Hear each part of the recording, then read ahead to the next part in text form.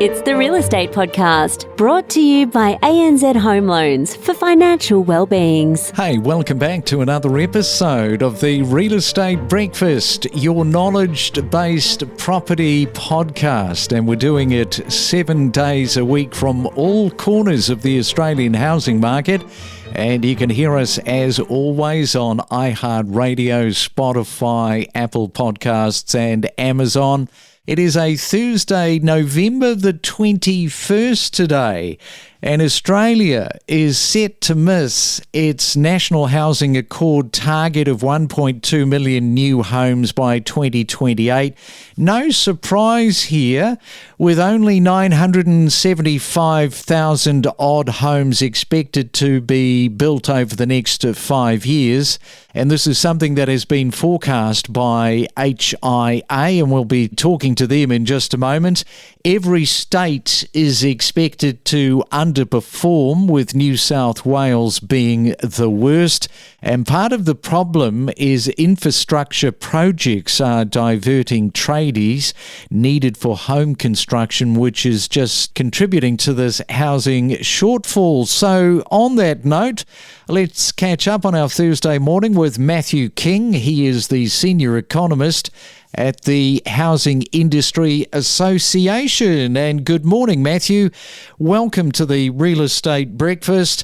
And yeah, a bit of a headache with some of those numbers that I've just quoted off. Thanks for having me, Craig. It's good to be with you. We're not yet on the right track as far as the 1.2 million home target. We applaud the government's target over the 5-year period, trying to build 1.2 million homes, making that the aspiration. Unfortunately, we need to see a significant pickup in activity across the country if we're going to get anywhere near that target.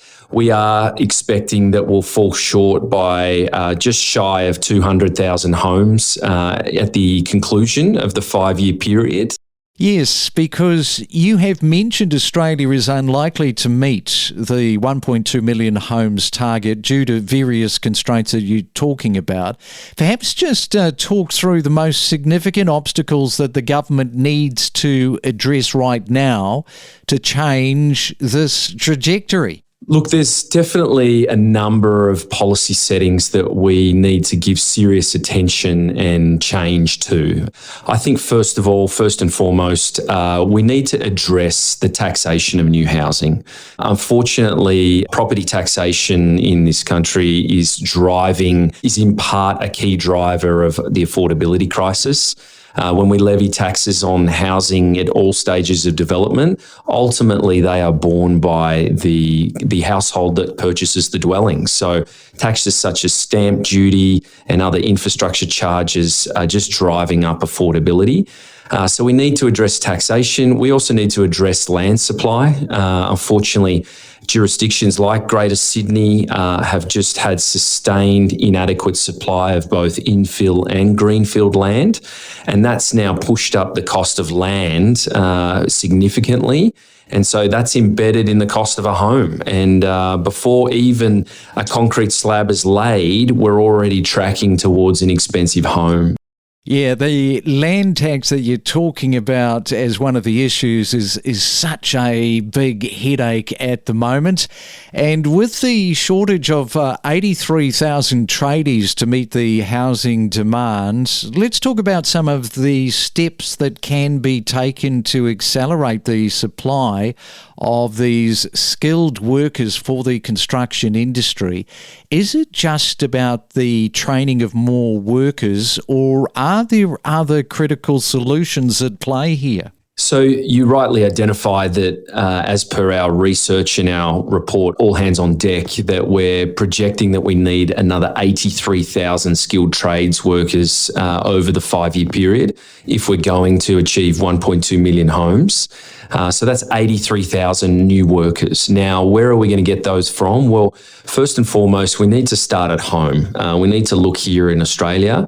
HIA is advocating for that. I think some of our main points of advocacy are that what we need to do is have a collaborative, wide-scale national campaign between federal government and industry that really promotes not just the viability, but the benefits of a career in residential building, so that we're in the schools and the universities and getting to, especially young people, saying, hey, a career in residential building is really beneficial. Secondly, what we need to look at is an expansion and a continuation of programs such as the employer subsidy apprenticeship programs. And that's where the federal government provides subsidisation to employers that take on an apprentice. So we need to continue to incentivise employers to take on those apprentices. But then thirdly, we need to look abroad. So we need to look outside of Australia, and we need to look at streamlining pathways for overseas skills to come into the country to support new home building activity. And one way we can do that is something such as a residential building contractor visa. Something like that will just expedite us being able to get skilled labour here building homes in Australia. All right, we are talking to Matthew King. He is the senior economist at the Housing Industry Association. When we come back, we're going to have a look at the unit construction trends. We'll do that next. Every week we present so much real estate. Powerful, up-to-date news every morning from 6 a.m. Know your property with us on the Real Estate Podcast. Unconditional. That would be something that comes up all the time, wouldn't it, with first-time buyers? And they go, oh, really? It's an unconditional offer I'm making. Exactly, yeah. And if you are a first-home buyer, these are the things that catch out first home buyers, is purchasing before auction. If you purchase before auction, you can have a lot of different clauses in there, i.e. you've seen feasibility clauses in there, but at auction, you are saying, I'm taking this house as it sits for the price that I'm bidding at right now. And for a standard property purchase, is it possible to negotiate, some will ask, the deposit amount and other terms? You can negotiate every aspect of that purchase, anything from the settlement date as far as being 30 days, 40 days, 50 days. The deposit can be negotiated. So sometimes people don't have access to 10% deposit, 5% deposit, but they've got a lot of equity. From buying strategies, a fluctuating market, the importance of data, geographical differences, confidence in the market, rental yields. Stay informed every morning from 6 a.m. And it is a Real Estate Thursday. We are talking to Matthew. And Matthew, just before the break, you were talking about looking outside of the country, particularly for attracting builders with the visa. Can you just sort of drill down on that a little bit more in terms of how the carrot actually works? So at the moment, we only really have something like around 3,500 to 4,000 workers in Australia in the residential building industry that have come in on some sort of skilled construction visa. And that's just simply not enough. What we need is an extra 83,000 workers. And so to have only 3,500 to 4,000 roughly coming from overseas is just insufficient. And so we need to streamline those pathways. We need construction skilled workers recognised on all key skills shortage lists. Those are federal government lists.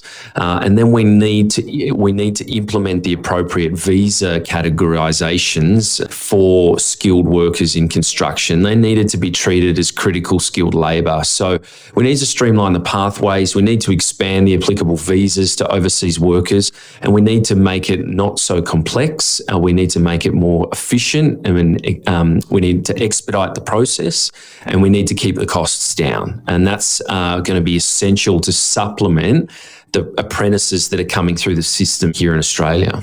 The more I hear, the more of a nightmare it all sounds. And you have highlighted how nation-building infrastructure projects are competing with the housing sector for workers. This is such a massive problem. So how should the government, do you think, balance these infrastructure projects, which are, we should point out, really important, but how should they balance it with the urgent need for the housing? So what we have is, as you point out, is an elevated public infrastructure pipeline. So there's something to the tune of $350 billion worth of non-residential and engineering construction projects that are either fully or partially government funded that are still currently in the pipeline. And so that's not something that HIA is, saying we shouldn't be doing. We're not saying that. What we're saying is we need to be acutely aware that those construction projects, both engineering construction and non-residential, are partially drawing from the same pool of workers that would be building homes in Australia. And so certain workers and certain skilled trades are flexible to move across the sectors. And so what we need to get about doing is we need to be attracting more people into residential building.